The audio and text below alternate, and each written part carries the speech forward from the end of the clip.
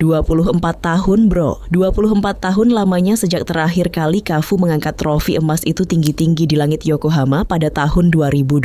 Buat negara dengan 5 bintang di dada, puasa gelar selama ini bukan cuma sekadar statistik biasa, ini adalah sebuah kutukan yang bikin frustrasi seluruh negeri. Tapi di Piala Dunia 2026 ini, ada aura yang beda banget dari skuad Seleção.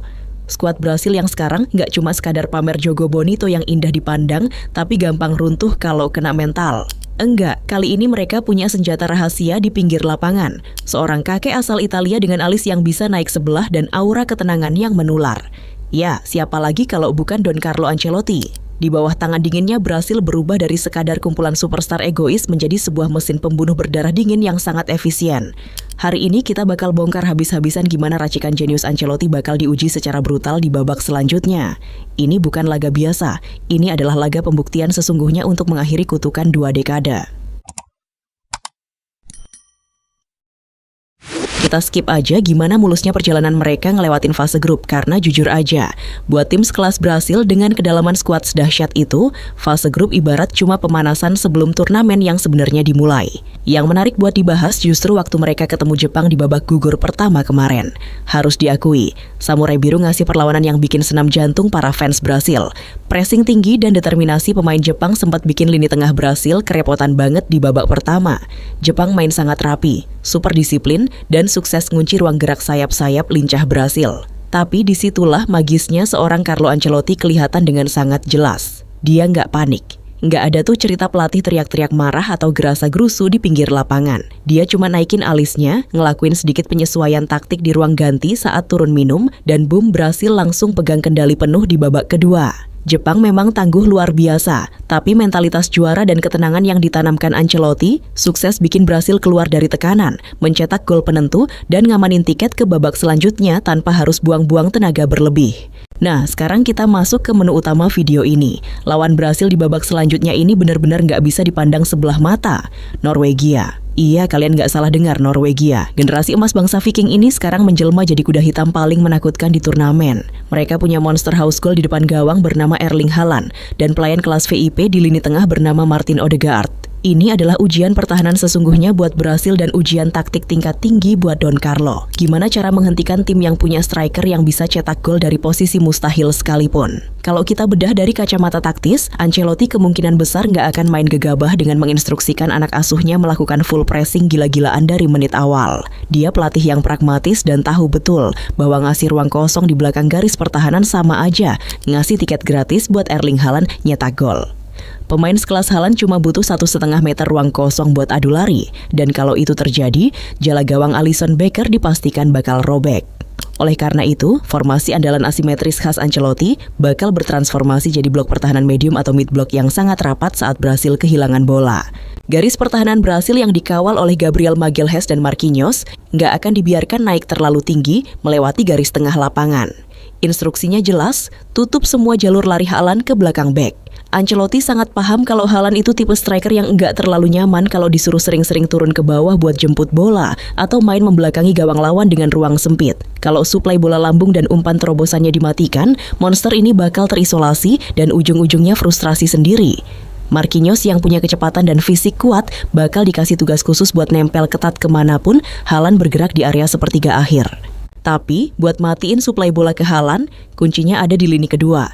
Disinilah perang sebenarnya bakal terjadi, yaitu cara Brasil menangani sang maestro, Martin Odegaard.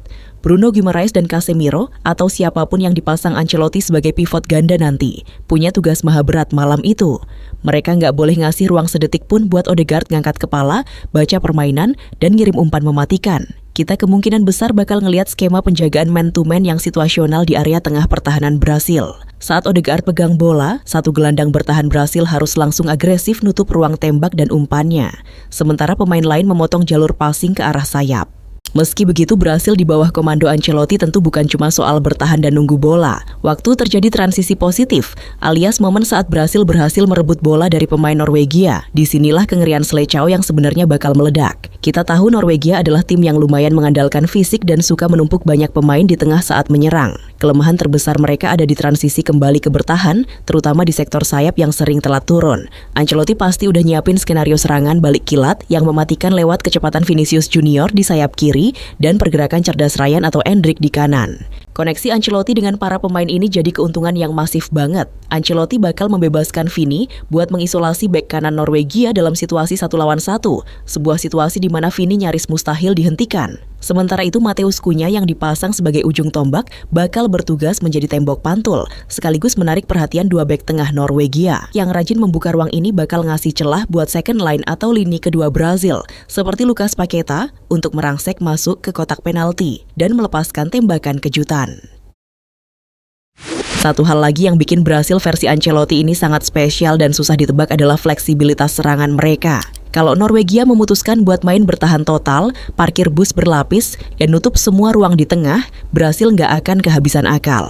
Ancelotti sering banget nerapin taktik overload di satu sisi lapangan. Misalnya mereka bakal sengaja numpuk 3-4 pemain di sisi kiri pertahanan lawan buat mancing semua pemain Norwegia bergeser ke sana.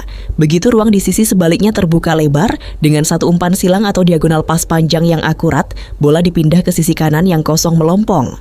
Ini adalah taktik klasik yang sering banget dipakai Ancelotti di level klub, dan sekarang dieksekusi dengan sangat sempurna oleh skuad Brasil contohnya saat menghadapi Jepang, karena mereka punya talenta individu dengan teknik passing di atas rata-rata. Ancelotti ngasih dampak yang luar biasa besar buat mental para pemain. Di turnamen sebesar Piala Dunia, tekanan dari media dan fans itu bisa menghancurkan fokus tim. Tapi Don Carlo bertindak sebagai tameng yang luar biasa. Pendekatan man manajemennya yang kebapakan bikin ego pemain-pemain bintang Brasil bisa diredam demi kepentingan tim. Nggak ada lagi pamer skill yang nggak perlu di area berbahaya, nggak ada lagi pemain yang malas turun buat bertahan. Semuanya berlari dan berjuang dengan satu sistem yang jelas. Menghadapi lawan yang mengandalkan keunggulan fisik dan taktik direct, seperti Norwegia, ketenangan mental ini sama pentingnya dengan kehebatan taktik di atas lapangan. Jadi pertandingan perebutan tiket ke babak selanjutnya melawan Norwegia ini bukan cuma soal siapa negara yang punya pemain lebih bagus atau siapa yang larinya lebih kencang. Ini adalah murni pertarungan catur antara siapa yang lebih cerdas membaca situasi di lapangan. Norwegia datang dengan modal kekuatan fisik yang brutal, disiplin khas Eropa Utara, dan daya ledak 2 mega bintang mereka. Sementara Brasil melangkah dengan talenta luar biasa melimpah yang sekarang dijahit sangat rapi oleh pragmatisme, struktur, dan ketenangan absolut seorang Carlo Ancelotti. Sang pelatih tahu betul kapan timnya harus agresif menyerang, kapan harus bersabar menunggu di wilayah sendiri, dan kapan harus menancapkan belati ke jantung pertahanan lawan lewat serangan balik. Pertarungan antara kolektivitas dan taktik cerdas Ancelotti melawan kekuatan ledakan fisik seorang Viking ini dijamin bakal jadi salah satu tontonan paling epik dan penuh intrik di sepanjang Piala Dunia 2026. Brasil punya sejarah panjang yang membanggakan, punya barisan talenta paling ditakuti, dan sekarang mereka akhirnya punya otak jenius di kursi pelatih yang tahu cara memenangkan turnamen besar. Pertanyaannya sekarang, apakah racikan taktik mid-block ekstra rapat dan counter-attack mematikan ala Don Carlo ini bakal cukup ampuh buat membungkam ledakan generasi emas Norwegia? Atau justru kutukan 24 tahun, tanpa gelar itu bakal kembali menghantui Brasil lewat kejutan pahit dari tim kuda hitam Skandinavia? Gue penasaran nih sama pendapat kalian semua. Kalau menurut kalian pribadi, dengan gaya permainan Brasil di bawah Ancelotti yang jauh lebih pragmatis dan gak cuma melulu mikirin Jogo Bonito ini, apakah duet bek tengah Brasil bakal sanggup mengantongi seorang Erling Haaland selama 90 menit penuh tanpa kebobolan? Coba dong kalian tulis analisis liar kalian di kolom komentar. Kita debat sehat di bawah sekarang. Sampai jumpa di video berikutnya.